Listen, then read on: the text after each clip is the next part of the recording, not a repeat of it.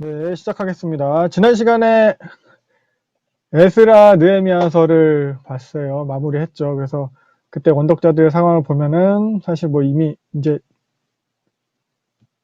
그 페르시아 제국의 식민지 상황이었잖아요. 이게 페르시아 제국인데 제국이 엄청 크잖아요. 이 제국 안에서 기껏해야 이제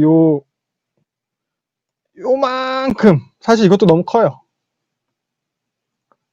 뭐 예루살렘 유다지고 요 정도에서 있었던 사람들이었으니까 그러니까 제국의 문화 속에서 압도돼 가지고 거기서 이제 정체성을 막 어떻게든 지켜야만 하는 그런 사면초가의 상황이었거든요. 고군분투하고 있는 거죠. 그래서 에스라 느헤미야서가 이제 원독자들에게 이러한 상황의 원독자들에게 강조하는 것은 그 율법이었어요. 율법. 삶 속에서의 율법 준수. 말씀대로 사는 삶. 그게 이제 정체성을 지켜가는 거거든요. 그래서 원독자 입장에서 보면은 이 사람들한테 더 필요한 건 우리가는 뭐 성전 건축이다, 성벽 다시 만들었다 이거지만 더 필요한 건 사실 그런 물리적인 성전이나 성벽보다는 율법이에요. 율법대로 행하는 그런 백성으로 개혁해낸 거죠. 개혁해낸 게 뭐 사실 말라기를 보니까 잘 안 된 것 같긴 한데 아무튼 그래서 말씀을 통해서 그런 공동체의 정체성과 그 사명을 새롭게 하는 게 목적이었어요. 우리 교회 표어처럼. 그렇죠? 말씀으로 새로워지는 게 우리 표어죠. 그것처럼 그게 이제 에스라 느헤미야의 목적이었죠. 개혁의 목적이에요. 그래서 말씀으로 새로워진다는 것, 뭐 에스라 느헤미야가 생각한 에스라 느헤미야서를 통해서 목적한 그런 계획이란 게 우리 삶의 큰 영역 속에서 어느 한 부분을 말씀을 지키는 영역이 있는 것, 요걸 말하는 게 아니고 말씀이라는 큰 틀 안에서 우리 삶을 살아가는 걸 말하는 거죠. 그러니까 뭐 부분일 수는 있겠지만 그런 모든 부분에 말씀으로 개혁된 삶의 영역이 모여서 우리 삶의 전체를 갖다 이제 빈틈없이 가득 채우는 거, 그런 걸 갖다 이제 그 백성들한테 기대했던 것이었는데, 느헤미야 13장을 통해서 본 것은 그게 참 쉽지 않은 일이었던 것 같아요. 그래서 오늘 이어서 말라기서를 보도록 하겠습니다. 말라기서는 사실 배경을 특정하기가 쉽지는 않아요. 시기를 특정할 만한 그런 구체적인 증거들이 말라기서에는 나타나고 있지는 않거든요. 그러니까 통치자의 이름이라던가 그런 연대를 갖다 확인할 수 있는 기록이 없어요. 그리고 또 말락이라는 요 이름 자체도 성경에서 사실 여기에서만 딱 한 번 등장해요. 그래도 그나마 그 말라기 본문의 내용을 통해서 그리고 내적인 증거들을 통해서 좀 추론을 해보자면, 네, 말라기서에 등장하는 이런 몇 가지 단어들로 이제 혹은 또 몇 가지 개념들로 추론하요. 총독이라는 단어가 등장을 해요. 읽어보시면서 한번 뭐 눈에 거치셨는지 모르겠지만 이 총독이라는 단어가 아카드어에서 유래한 단어거든요. 그래서 히브리어로 음역하면은 페하라는 단어인데 주로 이게 페르시아 시대 이후에 쓰였어요. 그전에는 우리가 이제 총독이라고 번역하는 단어를 썼을 때 이 단어를 쓰지 않고 아하슈다르페라는 단어를 썼어요. 그래서 이러한 페하라는 아카드에서 유래한 단어를 쓰는 것으로 봐서 이게 이제 페르시아 시기인 것으로 우리가 추론을 할 수 있습니다. 그리고 성전과 성전 제사가 존재했어요. 읽어보셔도 알겠지만. 이걸 봐서는 이제 스룹바벨 성전이 건축된 이후의 시기인 거죠. 기원전 516년에 이게 기록이 됐잖아요. 그래서 이 이후의 시기로 추측해 볼 수 있을 거예요. 그리고 또 성전 제사의 그런 타락상이 막 드러나잖아요. 그걸로 봐서 이제 성전 제사가 시작된 지 좀 시간이 어느 정도 지났을 것이다. 짓자마자 바로 그렇게 막 제사 막 드리지 않았을 거 아니에요.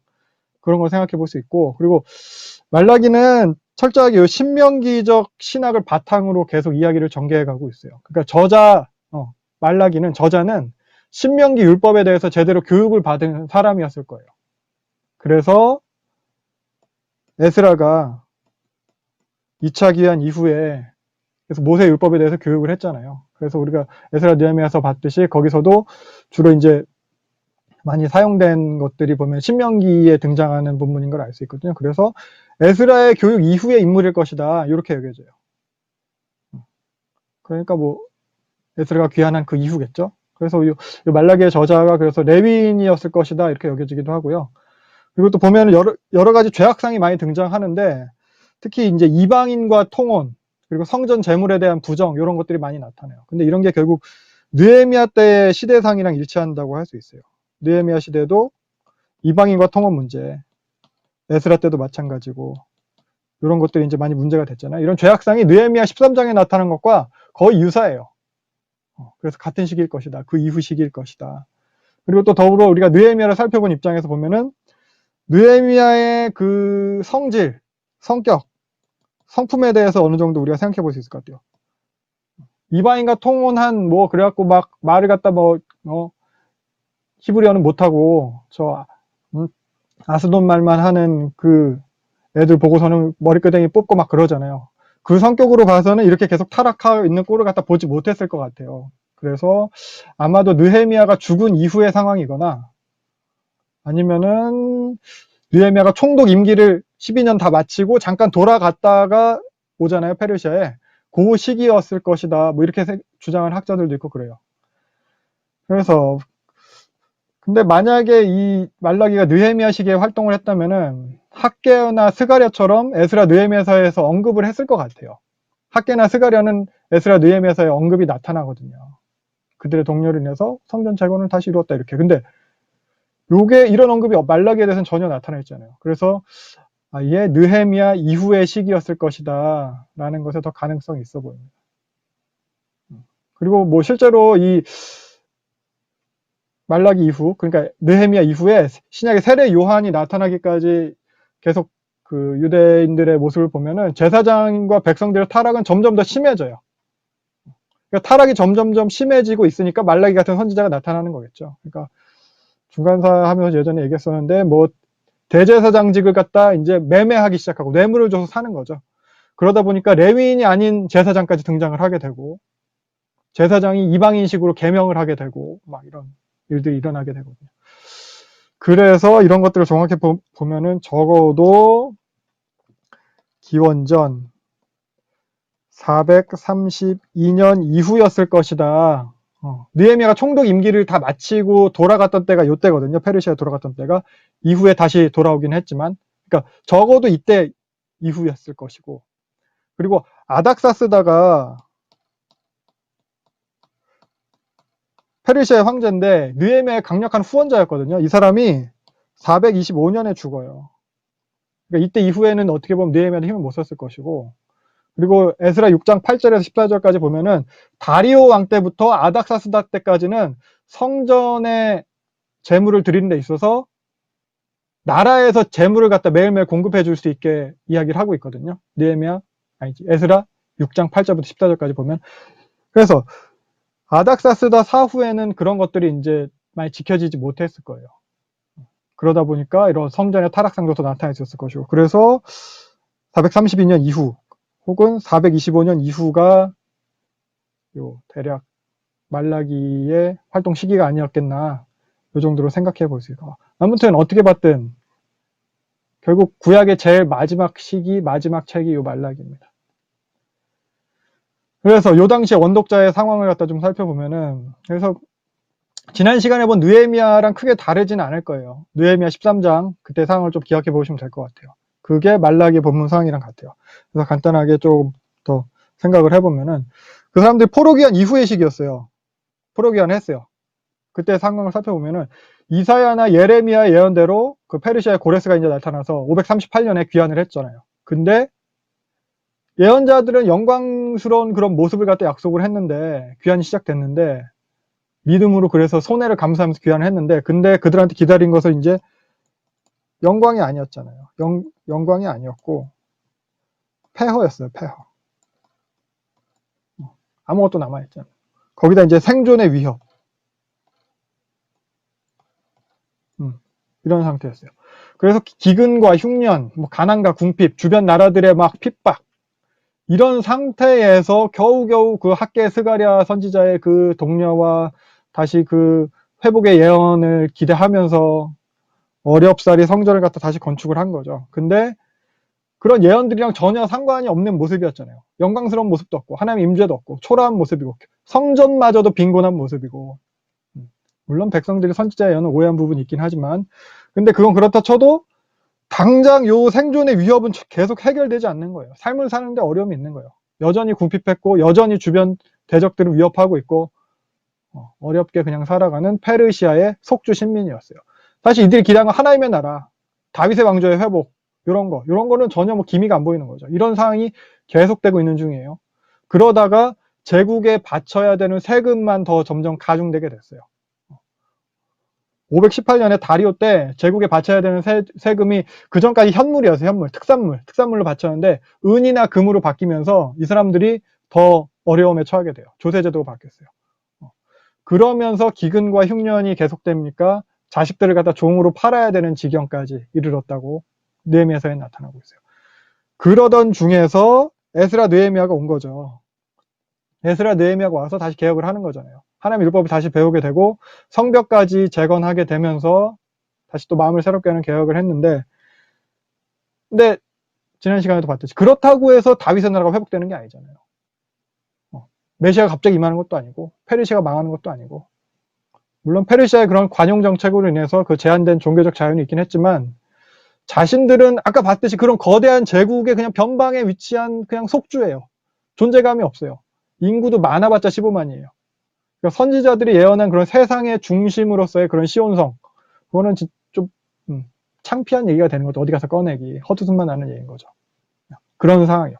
더불어 이 원독자들은 세상에 눈을 뜨기 시작해요. 그러니까 세계화. 그러니까 디아스포라 이후로 넓은 세상의 그런 다양한 문화의 그런 제국의 앞장선 그런 문물들을 접하게 되는 거예요. 세계화가 일어나는 거예요. 우리나라도 1990년대쯤에는 그런 걱정들이 있었어요. 세계화 속에서 외국 문물, 지금 뭐 한류지만 외국 문물이 많이 들어오면서 과연 우리나라 문화가 세계 문화와 양립할 수 있는가. 저 논술 준비할 때 그런 주제들이 뭐 나오긴 했었던 것 같아요. 아무튼 그게 이제 여기서 막 진행 중인 거예요, 이 사람들은. 그러니까 그 전까지는 이 사람들은 뭐 중국인들처럼 자기네들이 세계 중심인 줄 알고, 우리가 하나님의 선민이고, 그런 신념들, 종교적 전통들, 이런 게 다 이제 결국, 우리가 우물한 개구리였구나. 진짜 그들만의 리그였구나. 이렇게 여기지기 시작한 거예요. 거대 제국의 그런 문물과 문화에 이런 식으로 계속 노출되고, 그런 문화 속에서 계속 살고 있는 중인 거죠. 그러니까 이런 시기에 더 이상, 그리고 과거에 뭐 조상들이 경험했던 그런 하나님의 가시적인 그런 영광이나 기적들은 계속 뭐 전혀 나타나는 게 없고, 그러니까 포로기 이후 기록들의 공통점이에요. 에스라, 느헤미야, 에스더, 다 하나님께서 뭔가 그래도 인도하신다 이런 것은 있지만 직접적인 임재나 기적은 찾아볼 수가 없어요. 그러니까 원독자들 입장에서는 이게 과거의 허풍처럼 여겨지는 거예요. 자신의 문화나 신념들에 대해서. 그러니까 냉소와 비웃음의 태도가 생기기 시작하는 거예요. 그러면서 당연히 하나님의 존재를 의심하고 하나님의 능력과 성품에 대해서 의심하기 시작하는 거예요. 그러다 보니까 자연스럽게 그들이 가지고 있던 신념에 대해서 열등감이 생기고 문화 사대주의 같은 이런 분위기가 생기게 되는 거죠. 마지못해서 그냥 유지하고 있는 거예요. 마지못해 드리는 성전과 마지못해 드리는 그 성전 제사로 그렇게 전락했어요. 제사장들한테도 그런 태도가 이제 만연했고요. 요 세계화 때문에. 그래서 더 이상 이제 하나님에 대한 신앙과 자기가 이제 언약 백성이라는 그 정체성이 자기들에게 중요한 가치 기준이 되지 못하는 거예요. 그 전에까지 그게 가장 중요했는데, 그 전까지 중요한 자리를 차지했던 그것을 갖다 이제는 자연스럽게 너무나 당연하게도 현세적인 물질주의가 차지하게 되는 거예요. 그러니까 귀한에 대해 되게 소망을 했어요. 근데 이게 이제 배신감으로 바뀌게 되는 거죠. 제국의 문화 속에서 결국 이제 물질을 갖다 소망하게 되는 거예요. 자연스럽게 이방인과 동화가 되는 거예요. 그러면서 제사장도 타락하게 되고, 더 나아가서 성전에 대해서 멸시하게 되고, 그러니까 사회적으로도 불의가 만연하게 되는 거예요. 도덕적으로 해이해졌고 신앙에 대해서 판멸하게 됐고. 그러니까 기대했다가 실망하고 기대했다가 실망하고 기대했다가 실망하고 이게 반복이 되면서 계속 우하향하는 이 그래프로 진행하고 있는 중인 거예요. 이게 원독자의 상황이에요. 좀 공감이 되세요? 어쩌면 우리 상황도 이거랑 크게 다르지 않을 수 있어요. 사실 교회에 대한 소망이 지금 되게 실망으로 많이 바뀌게 되는 분위기거든요. 어떻게 보면 기독교인이라고 하는 우리조차도 그런 세상의 그런 분위기와 그런 문화 속에서 그런 세상의 가치에 편승하면서 어떻게 보면 자연스럽게 동화돼가지고 세상의 편에 서 있는 모습들이 나타나고 있어요. 더불어 계속 뭐 뉴스에 거리 나오잖아요. 목회자들의 그런 타락. 게다가 최근에 뭐 소위 그 보수 기독교의 그런 비정상적인, 비상식적인 그런 모습들로 인해서 이제 교회가 계속 조롱과 멸시를 당하고 있는 상황이에요. 그래서 이런 교회와 신앙에 대한 회의감으로 인해서 떠나는 성도들도 급속도로 늘어나고 있어요. 지난주 담임 목사님이 말씀하셨던 게 그게 이제 통계에 잡혀서 나온 거거든요. 2009년 이후로 급속도로 떠나가고 있어요. 이게 우리의 상황이에요. 그래서 이렇게 원독자들, 이러한 원독자들한테 전해진 이런 말라기의 메시지는 어쩌면 또 이제 우리에게도 필요한 메시지일 수 있을 것 같아요. 우리도 마찬가지예요. 하나님이 계신가? 있다면, 하나님이 계신다면 여전히 우리를 사랑하시나? 사랑하신다면 왜 이런 일들이 일어나고 있나? 말라기는 이런 상황에 대해서 이제 어떤 메시지를 전하고 있는지 그 내용을 이제 함께 보도록 하겠습니다. 그래서 이게 상당히 잘 안 보이죠. 말라기 구조인데 아무튼 그래서 말라기는 이렇게 표제와 결론이 있고 논쟁 6개로 구성이 되어 있습니다. 그래서 표제는 일반적인 선지자들의 그 양식과 다르지 않은 이런 서원을 통해서 시작이 되고요. 그래서 이어서 6개의 논쟁이 이어지는데 첫 번째 논쟁은 방금 말씀드렸던 것처럼 과연 하나님이 사랑하시는가? 하나님의 사랑에 대한 논쟁이고 두 번째 논쟁은 그런 제사장들의 타락한 행태에 대한 논쟁이에요. 그리고 세 번째 논쟁은 이방인 통혼과 이혼에 대한 논쟁이고요. 그리고 네 번째는 하나님의 공의, 하나님이 그럼 정의로운가? 하나님이 공의로운 하나님인가? 이것에 대한 논쟁이고 그 다음은 이제 정직하지 않은 헌물, 소위가 우리 11조라고 논쟁이라고 하는 건데 그리고 여섯 번째 논쟁은 하나님께 대적하는 그런 악인들에 대한 논쟁이에요. 그래서 여기서 보면은 요 첫 번째 논쟁과 네 번째 논쟁이 아이고 이게 첫 번째가 아니지. 첫 번째 논쟁과 요 네 번째 논쟁은 하나님의 어떠하심에 대한 거예요. 하나님의 어떠하심에 대해서 변론하는 논쟁이에요. 그래서 이 하나님의 어떠하심에 대한 증명으로 인해서 이어지는 논쟁에서 백성들의 잘못이 더 부각되는 거거든요. 그래서 보면 첫 번째 논쟁은 하나님이 거기 사랑하시냐 이것이 증거가 돼요. 하나님 너희를 사랑하시는 게 맞다. 그래서 이어지는 게 그 하나님의 사랑에 대한 반응을 갖다 이제 강조하는 거예요. 그래서 두 번째 논쟁은 예배하는 데 있어서 너희들이 하나님을 사랑하느냐. 진실되게 해야 된다는 거. 세 번째 논쟁에 있어서는 우상숭배를 배격해야 된다는 게 여기 들어있는 거거든요. 하나님과의 언약 관계를 갖다 귀하게 여겨야 된다는 거예요. 이게 사랑으로 묶여요. 그리고 네 번째 논쟁을 통해서는 하나님이 이제 정의로우신가. 요게 이제 하나님의 공의에 대해서 증거하는 거, 공의의 하나님. 그러니까 당연히 이제 죄악에 대해서 심판, 그리고 상과 벌이 보다 부각되고 있어요. 행동에 대한 보상을 갖다 이제 여기서 강조가 돼요. 공의예요. 그래서 다섯 번째 논쟁에서는 너희들이 결국 회개하고 돌아와라. 이걸 강조하는 거예요. 그리고 정당하게 행해야 된다. 그것에 대해서 보응이 있다는 것을 갖다 얘기해요. 그리고 여섯 번째 논쟁도 하나님께서 의인과 악인에 대해서 구별하신다. 이걸 갖다 이야기하는 거예요. 의인을 갖다가 특별한 소위로 삼으시고 악인은 다 불사라질 것이다. 이런 식으로. 이 정도, 이런 구성을, 이런 식의 구성을 가지고 있고요. 구조를 가지고 있고요. 그리고 요 기록 형식은 대부분 다 산문으로 기록되어 있어요. 산문. 그러니까 사실 선지서는 운문이, 시가서는 당연히 운문이겠지만 선지서도 그렇게 시의 형식을 많이 지니는데 에스겔서 같은 경우는 50%가 시예요. 근데 여긴 대부분이 산문이에요. 그리고 일반적인 서신서 양식과는 좀 다른 게 일반적인 서신서는 전에 선지서 하면서 얘기했지만 이제 책망하고 권면하고 위로하고 회복. 이거 기억나세요? 책망, 권면, 위로, 회복. 이게 선지서의 기본 양식이거든요. 근데 여기는 그냥 다 논쟁이에요. 논쟁의 반복이에요. 그리고 결론에 가서도 회복으로 끝내야 되는데 책망, 권면, 위로, 회복 이걸로 끝내야 되는 건데 회복이라기보다는 심판에 대한 그런 경고로 끝나고 있어요. 그래서 조금 다른 양식을 지니고 있고 그리고 내용상에서도 보면은 장르를 따지면 풍자에 가까워요. 풍자. 그러니까 이제 니네들 그러냐? 하면서 풍자.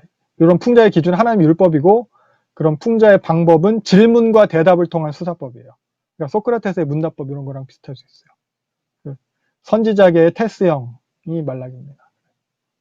그리고 이러한 질문과 답변을 통해서 말라기는 이스라엘의 백성들의 그런 악한 행위를 고발하고 있습니다. 그래서 패턴이 처음에 이런 식이죠. 하나님이 이제 질문을 하는 거예요. 하나님 말씀을 하시는 거예요. 하나님께서 백성의 악행에 대해서 고발을 하는 거예요. 그럼 백성이 항변을 해요. 그게 진짜냐? 그 진위 여부에 대해서 항의를 해요. 그러면은 그 고발의 진위를 갖다 밝히는 가운데 그들의 악행이 더 드러나요. 더 고발이 확대가 돼요. 더 많은 증거 제시와 그에 따르는 하나님의 보응이 계속 마찬가지예요. 하나님이 먼저 백성에 대해 악행에 대해 고발을 하시고 백성들이 항의를 해요. 그러면 하나님이 그것에 대해서 다시 이제 증거를 갖다 제시를 하면서 더 고발이 이제 확장되는 거죠. 이런 식의 패턴입니다. 반복되고 있어요. 그리고 보면 말라기서는 하나님께서 직접 말씀하시는 비율이 다른 선지서들에 비해서 현저하게 많아요. 전체 55절인데 그 중에 47절, 47절이 하나님이 1인칭 시점으로 기록되고 있어요. 여기도 보면은 뭐 초록색이 대부분 다 하나님 말씀하신 거예요. 물론 선지자가 전달하는 것도 있긴 하지만 색깔로 제가 표시를 한 거거든요. 그래서 이러한 구성은 하나님이 직접 말씀하시는 거잖아요. 이 백성에 대해서 하나님이 직접적으로 관심을 가지고 있다. 이걸 갖다 표현하는 방식이라고 할 수 있대요. 그러니까 의심하고 있잖아요. 이 백성이. 의심하는 그 백성들한테 하나님이 결코 너희한테 무관심하지 않다. 이걸 갖다 이런 표현 방식을 통해서도 보여주고 있는 것입니다. 그래서 본문을 같이 보도록 하면은 말라기 1장 1절 말라기의 서언이에요. 아까 말씀드린 선지서의 일반적인 양식을 따르고 있어요. 하나님이 누구를 통해 누구에게 하신 말씀이다. 이거예요. 물론 자세한 정보는 여긴 안 나와 있어요. 그래서 1절의 정보를 통해서 그나마 알 수 있는 게 제목과 저자에 대한 건데 말라기잖아요. 말라기의 이름 뜻이 대립파견자, 사자, 메신저, 뭐 정권대사 뭐 이 정도 의미예요. 그래서 나의 사자 이 정도로 번역할 수 있대요. 그래서 말라기가 말라기 야후, 말라기야 이거의 단축형이라면 여호와의 사자 이렇게 번역될 수 있을 거예요. 그래서 보면은 요 말라기가 나의 사자니까 이걸 갖다 이제 일반 명사로 여기게 되는 경우도 많아요. 그래서 70인역 헬라어 성경 탈굽역에 보면은 이 말라기를 고유명사 말라기 이름이 아니고 일반적인 호칭 나의 사자의 의미로 번역을 하고 있어요. 그래서 70인역 같은 경우에는 요 1절을 여호와께서 그의 사자의 손을 통하여 이스라엘에게 말씀하신 경고라 이렇게 그의 사자 이렇게 번역을 하고 있고 5세기의 그 탈굽역은 요걸 갖다가 여호와께서 나의 사자 서기관 에스라를 통하여 이렇게 번역을 하기도 해요. 근데 요건 많이 좀 과장이 된 거고 그래서 뭐 이걸 갖다가 말라기가 진짜 저자가 아닐 것이다 진짜 이름이 아닐 것이다 이렇게 이야기를 하기도 하는데 꼭 그렇게 생각할 이유가 없어요. 사실 말라기가 실제 사람의 이름이 아니라는 근거 자체가 사실 부족해요. 본문 자체도 말라기라고 이야기를 하고 있고 그래서 선지자 말라기가 말라기서의 저자라고 여기는 게 무난하다고 봅니다. 역시 다른 선지서들과 마찬가지로 이 선지자의 이름이 책의 제목이 됐어요. 그래서 구약의 마지막 선지자 말라기. 그래서 1절을 보면은 경고라고 하고 있어요. 이스라엘에게 말씀하신 경고라. 이 경고라고 번역된 히브리어가 마사거든요. 마사. 무거운 짐이라는 뜻이에요. 그러니까 하나님의 말씀이 경고가 그만큼 가볍지 않다는 거예요. 하나님의 말씀을 하찮게 여기지 말라는 거예요. 이걸로 시작하고 있어요. 그리고 보면 대상이 유대인이 아니고 이스라엘이에요. 이스라엘. 유다가 아니에요. 이스라엘이에요. 근데 생각해보세요. 포로 귀환에서 돌아온 사람은 다 남유다 사람이에요. 북이스라엘은 다 사라졌거든요. 아스리아 포로 잡고. 그럼에도 여기서 이스라엘이라고 부르고 있어요. 이런 식의 표현을 이제 원독자한테 미치는 게 뭐냐면은 니네가 진정한 이스라엘이다. 돌아온 남은 자인 유다. 니네가 진정한 이스라엘이다 이거예요. 너희가 진정한 언약의 상속자다. 이렇게 여기고 있는 거예요. 그리고 또한 이것은 온전한 이스라엘의 회복에 대한 그런 고백과 선포의 의미가 있는 거죠. 이스라엘. 온전한 하나님의 백성을 상징하는 거예요. 그래서 또 보면 2절부터 5절까지 2절부터 5절까지는 이게 첫 번째 논쟁이거든요. 그래서 이 논쟁인 뭐 하나님의 대답을 어떻게 보면 시작하고 있어요. 내가 너를 사랑했다 하고 대답하고 있는 거예요. 그러니까 요거는 결국 백성들의 질문이 전제되어 있는 걸 갖다 좀 보여주고 있는 거예요. 그러니까 당시에 만연되어 있던 공통적인 질문이 요거예요. 하나님은 과연 우리를 사랑하시냐? 사실 요 질문은 포로기 때부터, 포로로 잡혀갔을 때부터 유대인들에게 계속 끊임없이 이어지는 질문이거든요. 그래서 2절, 요 질문하고 결국 대답을 하고 계시는 거죠. 하나님 이들한테 사랑했다고 말씀하십니다. 근데 이들이 반박하는 거죠. 어떻게 사랑하셨냐고. 어쩌면 우리도 동일한 심정일지도 모르겠어요. 내 상황에 대해서 생각하면서 하나님 이게 뭐냐고, 뭘 사랑하신 거냐고. 이에 대해서 하나님은 과거로부터 있었던 그런 은혜의 선택과 언약 관계에 대해서 말씀하시는 거거든요. 에서가 형임에도 불구하고 내가 야곱을 사랑했다, 이걸 말씀하세요. 둘 다 아브라함의 자손이죠. 이삭의 두 아들이에요. 에서와 야곱이죠. 근데 하나님은 창세기 보면은 야곱을 모태에서부터 일방적으로 택하셨어요. 바울은 로마서에서 이 구절을 인용하면서 로마서 9장 10절부터 보거든요. 보면은 약속의 자녀로 그 택함 받는 것에 있어서 사람 보이나요? 이거 약속의 자녀로 이렇게 택함 받는 데 있어서 그런 하나님의 전적인 주권, 전적인 은혜에 대해서 바울은 요 본문을 설명을 하고 있어요. 그리고 우리는 아무런 공로가 없다. 하나님의 은혜와 사랑으로 택하신 거다. 하나님 스스로 택하신 거다. 그러니까 지금 이스라엘에 대해서도 마찬가지인 거예요. 원독자들에 대해서도. 하나님께서 전적인 은혜로 야곱을 택하셨다. 하나님께서 그냥 친히 사랑하신 거다. 다른 이유가 있는 게 아니고. 이 야곱이 이스라엘이라는 거죠. 에서는 에돔 족속이 돼요. 그러니까 이스라엘의 택하심과 사랑에 대한 이런 식의 표현이 또 그 신명기적인 표현을 반영하고 있는 거거든요. 신명기에서 보면은 하나님께서 너희를 택하시고 애굽에서 나오게 하시고 성민이라는 표현들, 이런 것, 그리고 만민 중에서 너희를 택하셨다는 것, 기뻐하시고 사랑하셨다는 것, 이런 표현들. 그러니까 저자가 신명기를 잘 알고 있었다는 것 알 수 있어요. 그렇습니다. 그리고 그래서 3절부터 4절 보면은 에서를 미워했대요. 그래서 에돔은 폐허가 될 거라는 거예요. 에돔이 그 에서의 후손들이 세운 나라의 이름을 갖다 에돔 족속, 에돔이라고 부르거든요. 그래서 이미 그 보면은 에돔 땅도 에서도 이제 황폐하게 돼 있어요. 근데 앞으로도 다시 쌓을지라 영원히 다시 쌓지 못하게 하겠대요. 그러니까 당시에 그 에돔은 이게 과거로부터 지금까지 계속 이스라엘이랑 경쟁 관계, 유대인들과 경쟁 관계에 있었거든요. 야곱과 에서의 관계도 사실 그랬죠. 그리고 특별히 요 바벨론 느부갓네살에 의해서 유다 그 예루살렘이 멸망할 당시에 에돔이 뭐 형제의 나라인데 나쁜 짓을 했어요. 이렇게 막 비웃고 도리어 약탈하는 일을 했어요. 그러니까 그 뭐 원수가 된 거죠. 이렇게. 그리고 이러한 에돔도 이후에 그 바벨론 마지막 왕이죠. 나보니두스에 의해서 522년에 거의 멸망하다시피 해요. 그리고 그 이후에는 아라비아 그 나바테안 족속에 의해서 세일 산지를 빼앗겨요. 그리고 이제 유다 남부까지 쫓겨 올라와요.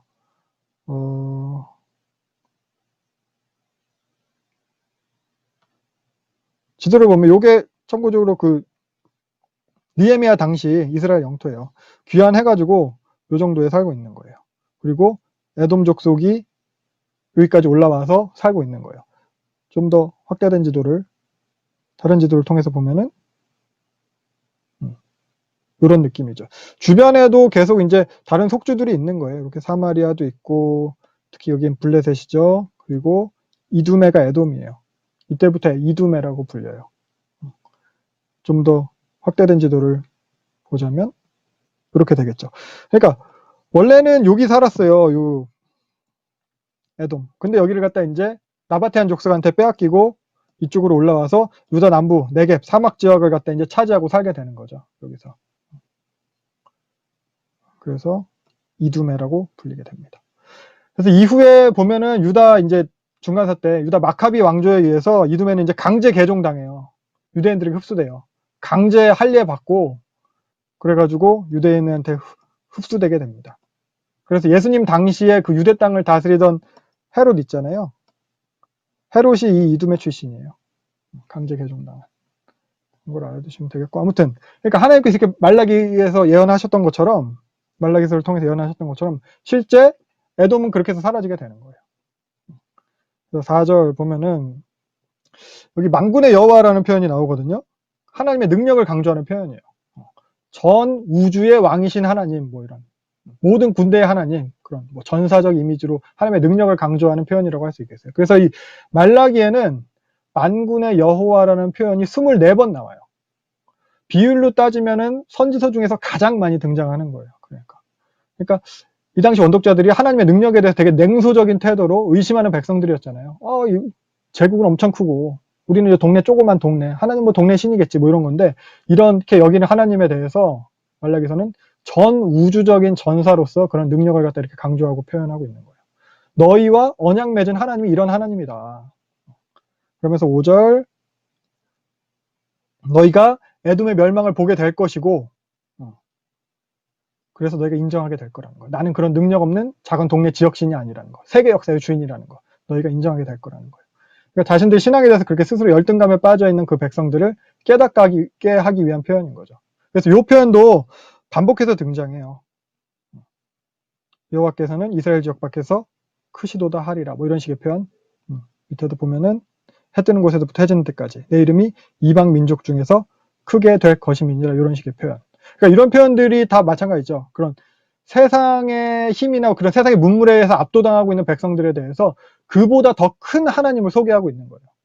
그러니까 여기 뭐 4절에 나타난 그런 만군의 여호와랑 같은 역할을 하는 표현이라고 할 수 있겠어요. 이 만군의 이 하나님에 대해서 인정하게 될 거라는 거예요. 사실 다윗이 그걸 갖다 이제 예전에 과거에 다윗이 그걸 갖다 이스라엘 백성들한테 깨우쳐 줬던 거거든요. 골리앗보다 크신 하나님, 지금 우리가 당한 상황보다 큰 하나님. 사무엘상에 보면 다윗이 골리앗 앞에 나아갔을 때 딱 이 얘기를 해요. 나는 만군의 여호와의 이름, 이스라엘 군대 하나님이 너 앞에 나간다. 다윗이 골리앗 앞에서 이 표현을 사용한 게, 이게 개인이 상대방에 대하여 사용한 기록으로는 다윗이 최초예요. 그전에는 여기도 보면은 말라기서도 보면 하나님이 스스로에 대해서 만군의 여호와라고 표현하고 있어요. 혹은 개인이 하나님에 대해서 뭐 찬양할 때, 기도할 때 요때 만군의 여호와라고 부르고 있는데, 요 다윗 같은 경우에는 이방 민족에 대해서, 대적에 대해서, 다른 사람에 대해서 하나님을 만군의 여호와로 소개하고 있는 거예요.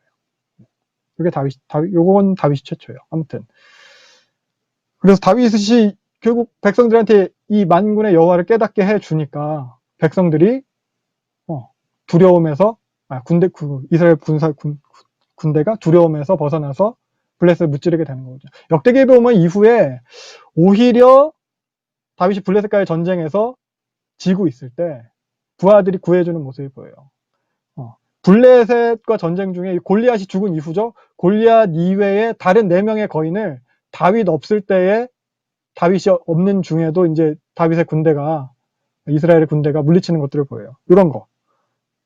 정말 하나님이 크신 하나님이라는 것, 이런 걸 갖다 이제 깨닫게 해주기 위한 표현인 거예요. 이런 것들이 다.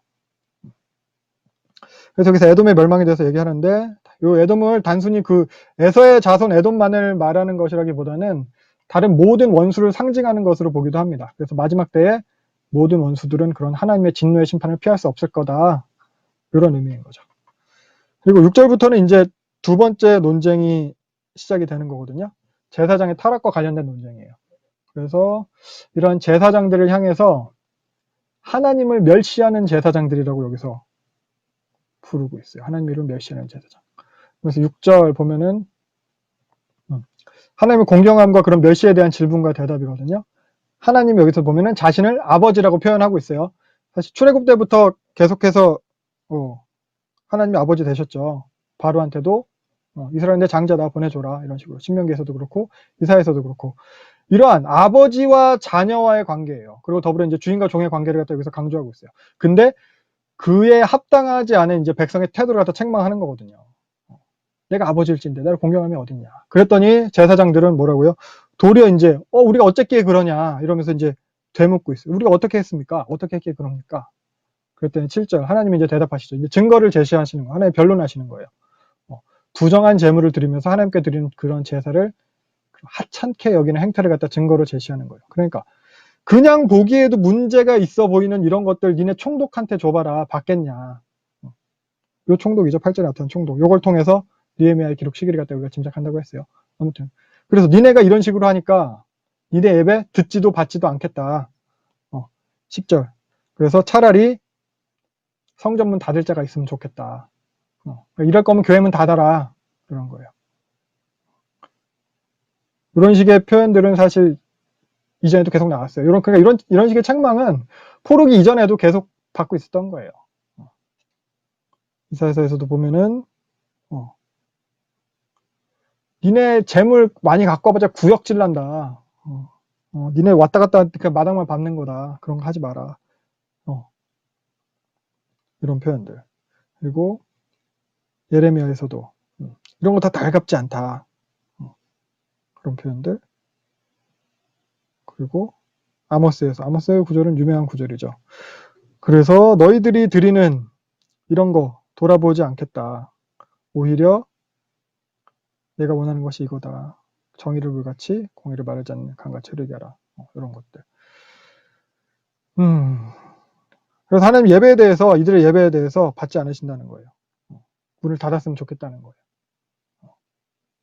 우리의 예배는 우리가 드리는 예배는 하나님께서 어떻게 여기실지 이런 표현들을 보면 참 두려운 것 같아요. 그래서 이런 상황이 우리한테도 또 온 건지도 모르죠.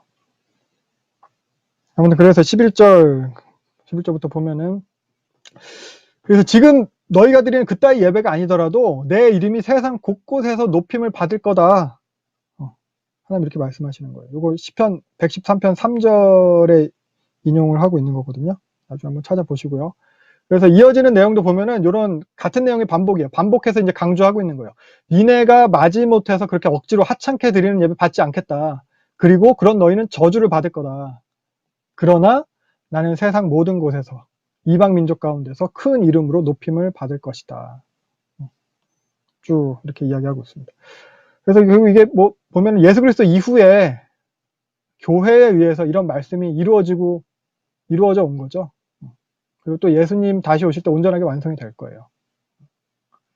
결국 보면 예배를 이 사람들의 원독 상황에서 제사장들이 그렇게 흠 있는 예배로 준비한 거, 흠이 있게 준비를 했는데 이런 이야기에 대해서 우리 현재적으로 생각을 해보면 우리가 드린 예배에 대해서 적용을 해보면은 그래도 뭐 주일 예배 드리는 데 있어서 그 전날 토요일에 되게 막 피곤하게 지내고 놀고 늦게까지 뭐 내일은 일요일이니까 이런 식의 예배 때 좀 쉬지 뭐 이런 거 예배를 갖다 그렇게 준비하는 거죠 우리가.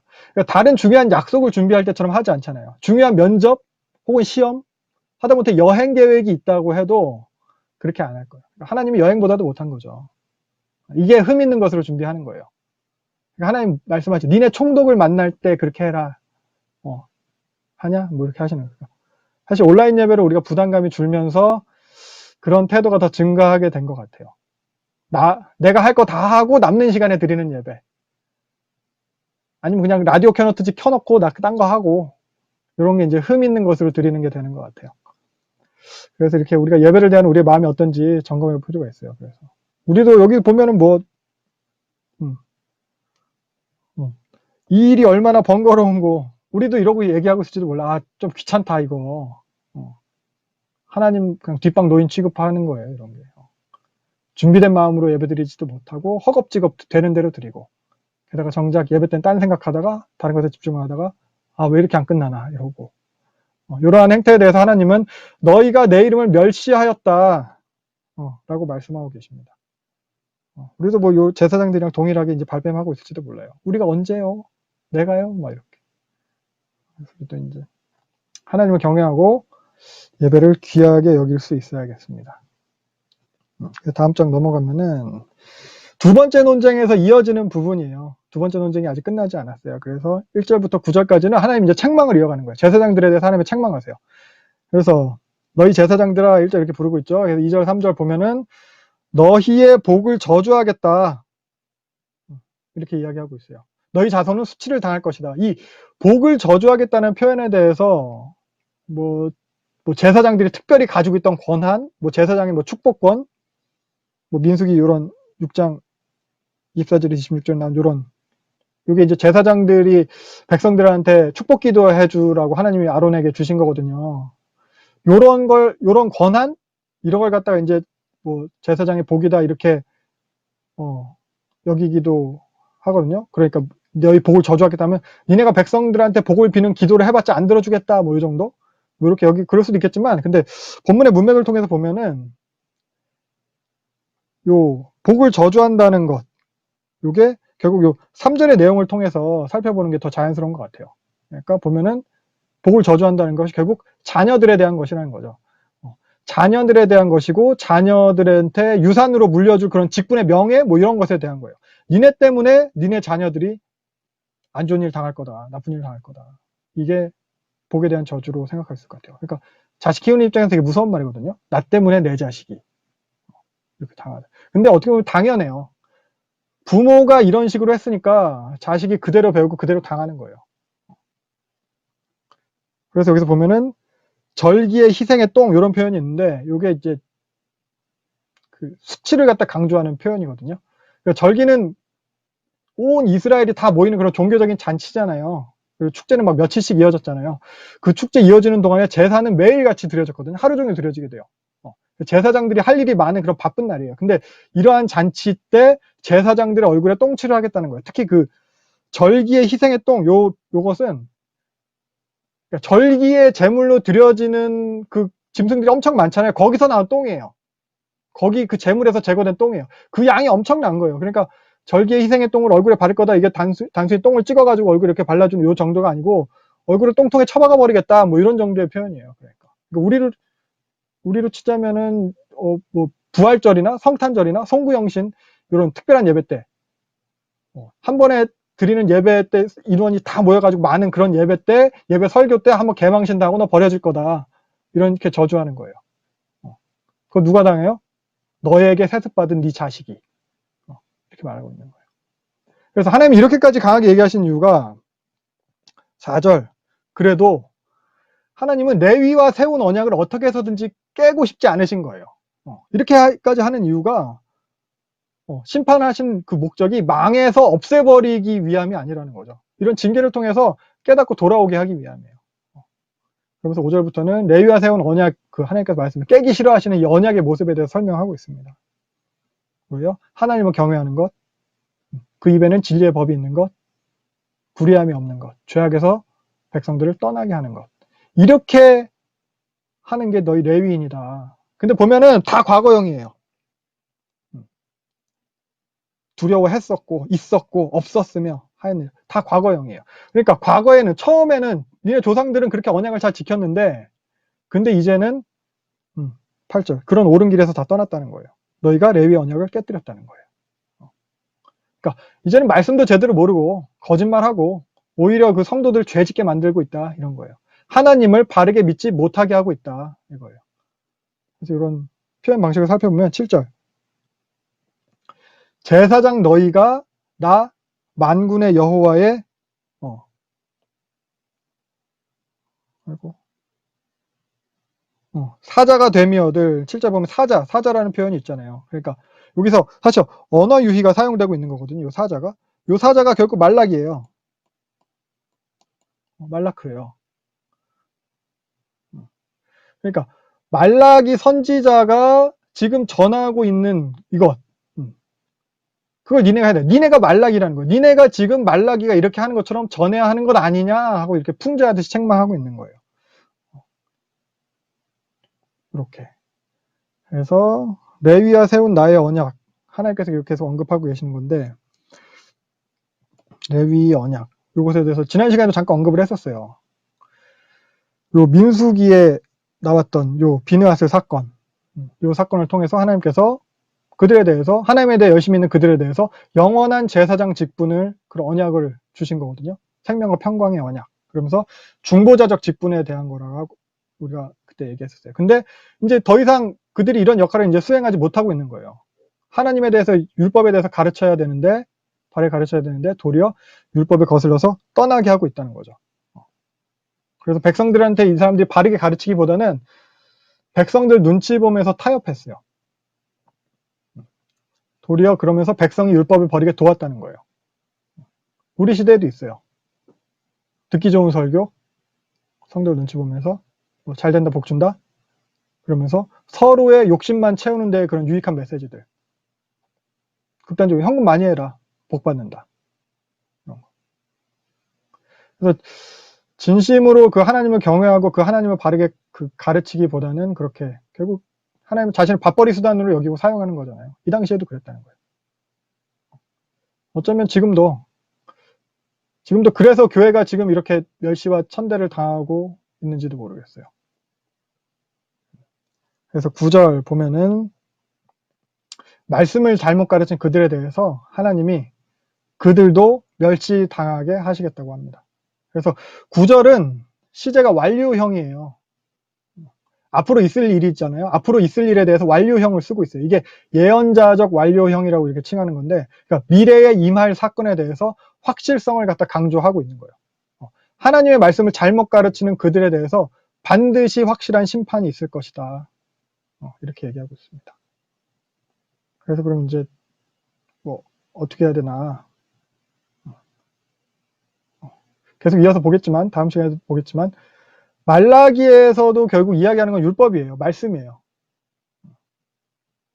이번에 우리 교회 말씀으로 세워지는 교회 이 표어처럼 그거예요. 말씀이에요. 그래서 우리도 말씀으로 새로워져야 돼. 그러니까 지금 사실 코로나 때문에 막 많은 것을 갖다 우리가 이제 못하고 잃어버리고 막 이렇게 뒤로 퇴보하고 이랬어요. 근데 지금 그렇다고 해서 다른 걸 신경 쓰고 할 게 아니라 일단 이미 많이 잃어버렸어요. 그래서 그걸 뭘 어떻게 해서 다시 어떻게 찾아올까 이런 걸 생각하기보다는 일단 다시 찾아올 자리를 만들어야 되잖아요.